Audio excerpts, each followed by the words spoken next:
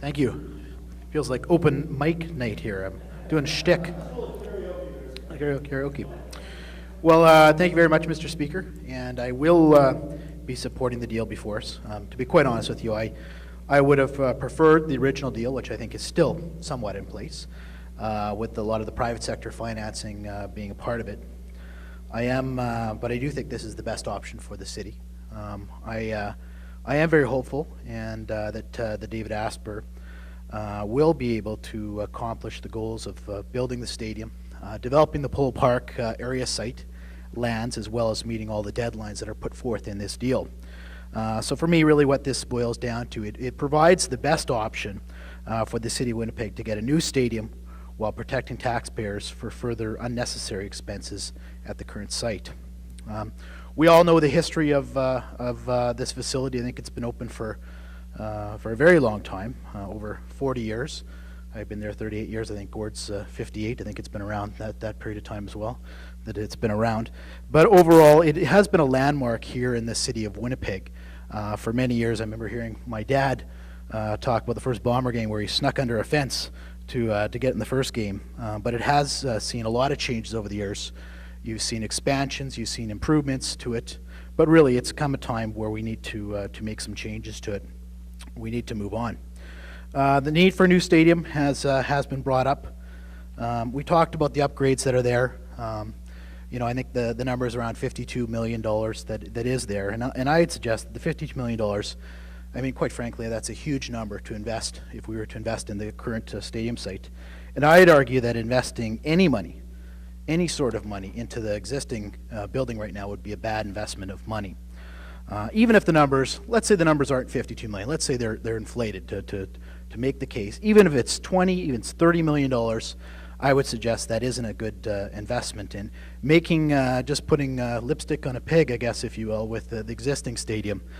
Doesn't make a lot of sense from my point of view in terms of taxpayers, so spending more money more wisely.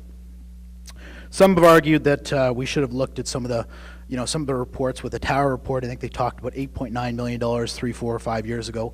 Well, the reality is, we are down the pipe with this. It's 3 or 4 years later. You are going to have to spend an existing money, and I think the $52 million that is there, it's a lot different money to get the building up to a workable level that you're going to maybe add a few seasons onto it. So it's a lot of money to spend for it. So I think it does make sense. There's also talk in terms of the new tax revenues and development that will be going on, which I think is a very important part of the equation.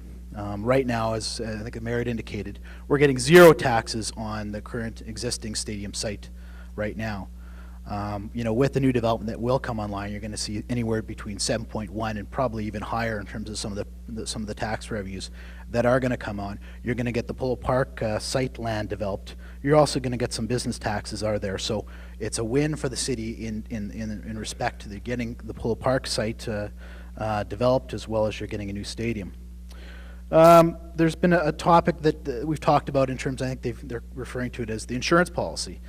And, I want to preference this. I think, obviously this is a deal that, of course, the Premier put together, and we were very much a part of it in the respect to the TIF.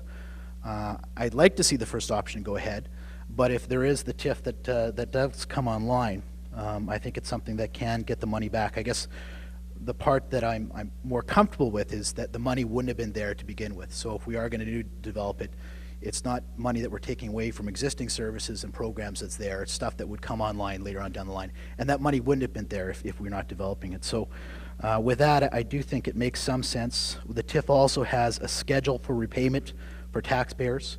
And as I mentioned, you're going to get the benefit of a new stadium. You're going to get the development of the Polo Park sites, as well as future tax base that can help to fund services and programs from years ahead. Sale of the land, the assessment, we all know how the deal works. Both sides are going to get the land assessed, and we're going to come up with an independent number that will get the market value land for what it's worth. Both Crestwin and the city will come to a conclusion in terms of that. But I think overall, it's probably somewhere in the neighborhoods of 15 to 25 million dollars. And what I think is important, I represent the Polo Park area, And I can tell you that there is major problems with traffic. There's major problems right now as it stands. If you do have the property that will come online, there is going to be more traffic. I know Justin's dealing with it in his area with the new stadium. But there is going to be some traffic updates that you're going to have to do. And I think there's been a commitment here from our level. When you do sell the land, the bulk of that money needs to go into the Pole Park area to ensure that it's a livable situation. I think that's going to be demanded, just not from our elected officials, but I think from the businesses, because if you see a 18 to 20% increase in traffic, you need to make it a livable situation. And for people that don't know, there will be developer payback in terms of that. Maybe using the wrong terminology, but essentially Crestman would be required to pay for some of those updates above and beyond the sale of the land that would be there. The way the situation works is you agree upon what the traffic flows will come to, or what an increase of traffic flows will be there, and at that point a deal will be worked out in terms of what they would need to pay back for some of the upgrades to the area. So I think it's a win for the area in terms of the valuation of the land, in terms of the development of the area, and also for the Pole Park region. Another topic that has been talked a little bit about is the fact that we're going to get a fantastic new rec facility that's attached to the university area. I think in the tune of $22.5 million that will be used by university, will be used by the general public that is there. That's an important asset, I think, is probably needed in that general direction. So that's a big part of it. And the final stage, I think, is really the fact that for a long period of time, Councillor Wyatt alluded to it, we've been looking to develop a new stadium. What you are going to get is you're going to get a state-of-the-art facility that everyone can very much enjoy and use for a long period of time. When this debate started, I had some unfinished questions. I actually called up David Asper and the Creston folks, and I talked to them just in terms of the stadium, and I'm absolutely convinced that there's a lot of passion to get this done. I think the stadium is going to be a fantastic addition to our facility. I don't think we're scrimping in any way. It's going to be a fantastic facility that Bomber fans are going to know and enjoy for many years to come. So with that, once again, I will conclude my comments. I will support it. I still hope that the first phasing of this, where it's a private sector driven deal, will go ahead and we don't have to move into the TIF fund, but I'm confident that